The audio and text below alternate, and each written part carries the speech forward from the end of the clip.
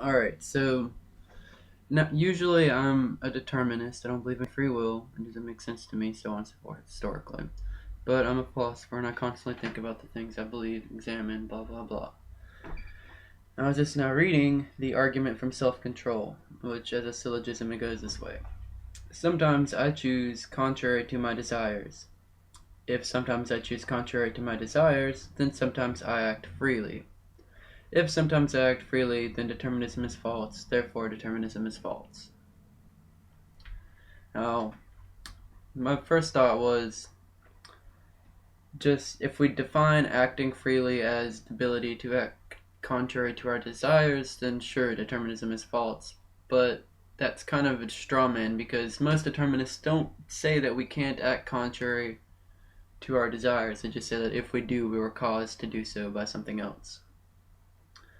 But it gave me an interesting idea. I would disagree with premise 1 in saying that I sometimes choose contrary to my desires. Because say that there's a girl that's more beautiful than my girlfriend, and then there's my girlfriend. If I choose either, obviously I desire to be with my girlfriend because I'm with her. And if I was adulterous, then I would desire to be with the other girl out of her beauty or whatever. Now you can desire contrary things, and either one I choose, either way I'm acting contrary to my desires, and at the same time I'm acting contrary to my desires. So maybe free will comes from the ability to choose between our desires.